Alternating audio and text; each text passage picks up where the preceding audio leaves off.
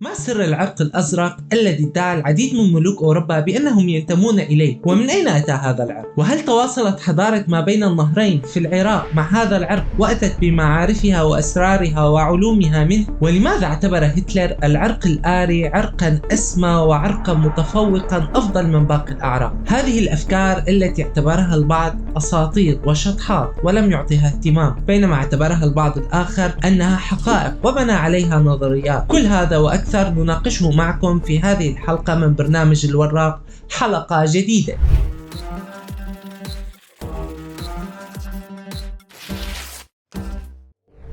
في هذه الحلقة نناقش معكم بعض الأفكار التي وردت في كتاب المسيح هتلر، وهو كتاب يحتوي على مجموعة من الأفكار، بعضها العلمية وبعضها تذهب إلى أن تكون شطحات وأساطير. تعتمد القصة التي كتبها تورغوت غورسال في بدايتها على أطلانتس، وتتمحور أحداثها حول العرق أو الأعراق التي خرجت من أطلانتس، أو التي كان يعتقد بأنها سكنت في الماضي أطلانتس. وبحسب الكاتب فقد كان هناك حجر يدعى حجر الحكمة، وهو حجر لونه أزرق. بحسب اعتقاد الكاتب هذا الحجر كان يدل على الحكمة والمعرفة الأطلنطية والتي كان يستخدمها سكان أطلانتس. الكثيرون يعتقدون بأن هذا العرق الذي سكن مدينة أطلانتس كان يمتلك معارف متقدمة جدا، بل البعض ذهب إلى أنه ذو أصل سماوي أو ملائكي حتى، وهناك من يعتقد بأن هذا العرق أتى من كوكب الزهرة. وبالنسبة للحديث حول هذه الأعراق فقد أشارت الكاتبة هيلينا بلافاتسكي في كتابها العقيدة الثيوصوفية إلى أن هناك 7 أعراق حكمت الجنس البشري في الماضي، وكان ذلك في مجموعة من الحقب المتباعدة. أحد هذه الأعراق وهو العرق الخامس الآري، وقد تكون الكاتبة استلهمت موضوع الأجناس ال7 أو الأعراق ال7 التي حكمت البشرية من المجالس ال7 المقدسة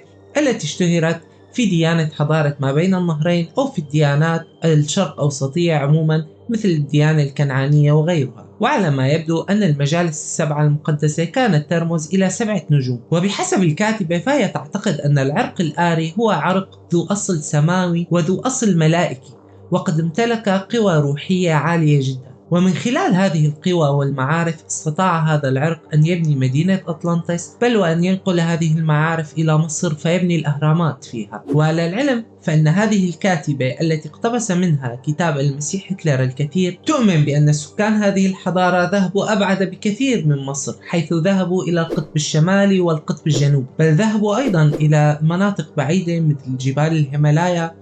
وقد تركوا بعض الرموز التي تعتبر الكاتبة بأنها رموز تدل عليهم وتتبعهم، مثل رمز الصليب المعقوف، وهي إشارة وجدت أيضا في الديانة الهندوسية والعديد من الديانات. الصليب المعقوف وجد في الحضارة السورية، الحضارة العراقية وغيرها الكثير من الحضارات. بتآمن الكاتبة بأن هي الأعراق ال7 هي الأثيريين والهايبربوريا الذهبيين الذين سكنوا المناطق الشمالية، والليموريين سود البشرة، والأطلنطيين ولهم 7 أجناس فرعية أيضا، بالإضافة إلى الآريين وهم الجنس الخامس باعتقادي. ثم يأتي بعدهم الجنس السادس وهم أحفاد يوليوس قيصر بحسب رأي الكاتبة، والذي سيحكم العالم بالطاقة الذرية والنووية. أما العرق السابع وهو الأخير وهو عرق ذو قدرات خارقة، ذو قدرات روحية عالية، يمتلك قدرات مثل التواصل بالتخاطر وغيرها من القدرات. وسيذهب هذا العرق أو يعود إلى كوكب الزهرة حتى يستكمل وعيه الروحي ويتكامل ليصل إلى الإنسان الكامل بحسب رأي الكاتبة. وبالعودة إلى الكاتب تورغوت غورسال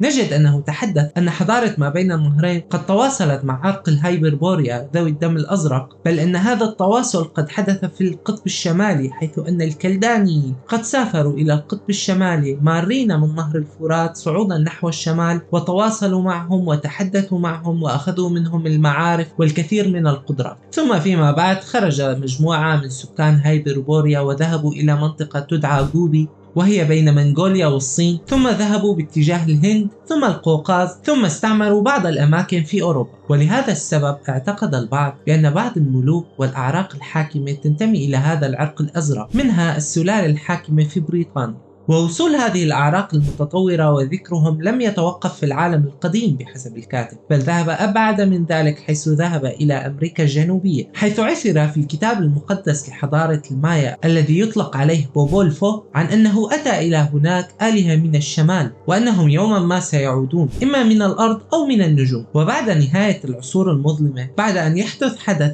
يهز العالم وعندها تعود الآلهة، ويقصد بذلك نوع من الكائنات الأسطورية السامية، والذي يطلق عليهم في ثقافتنا الملائكة والشياطين والجن وغير ذلك من الألفاظ. ولكن على الأقل في رأي الكاتبة حول هذا الموضوع سيكونون شيء أشبه بالملائكة، وعند عودتهم ستعود الأرض إلى العصر الذهبي، عصر الخير والوفرة، وسيستمر ذلك ل1000 عام على كوكب الأرض. أسطورة العصر الذهبي الذي سيستمر ل1000 عام ألهمت العديد من المفكرين، منهم مفكرين نازية الذين اعتبروا أن الرايخ الثالث هو من سيأتي بالعصر الذهبي الذي سيستمر لمدة 1000 عام، وسيأتي هذا الرايخ على الآريين بالخير والسلام والسعادة والوفرة. وليس الآريين فقط، بل أنه على الرغم من أن النازيين قد قدموا الآريين على باقي الأعراق البشرية، إلا أنهم آمنوا بنفس الوقت أن الوفرة والخير التي ستأتي على الآريين ستعود بطبيعة الحال على باقي الأعراق البشرية ببعض الخير والوفرة والسلام أيضا. ولكن بالحقيقة الرايخ الثالث لم يستمر أكثر من عقد وبضعة سنوات، وأتت بالقتل والدماء والدمار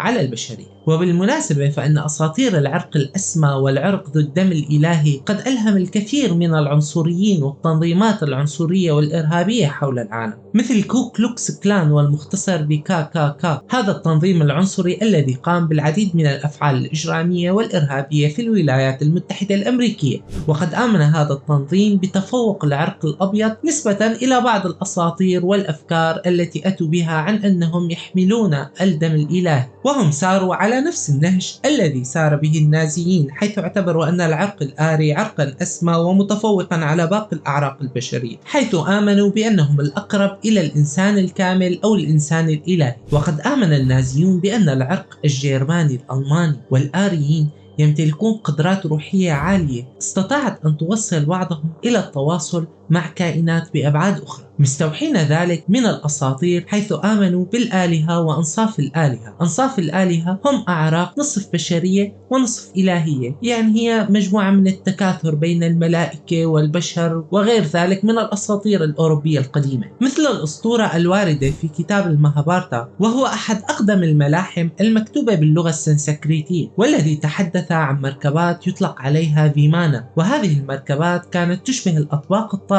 في عصور ما قبل التاريخ. هذه الأساطير وغيرها دفعت النازيين للتفكير بشكل جدي لبناء الأطباق الطائرة، حيث يرى الكثير من الكتاب بأن النازيين كانوا مهووسين بفكرة الأطباق الطائرة، خصوصا بعد أن ضرب الحلفاء الكثير من مطاراتهم، فكانت الأطباق الطائرة أسهل بالنسبة للنازيين ليقلعوا بها من أن يكون هناك مدرجات. لتعرفوا المزيد عن موضوع الأطباق الطائرة النازية انتظرونا بحلقة جديدة من برنامج الوراق، حيث حخصص الحلقة القادمة لأتحدث فيها عن موضوع الأطباق الطائرة النازية. انتظرونا بحلقة جديدة من برنامج الوراق، وسلام.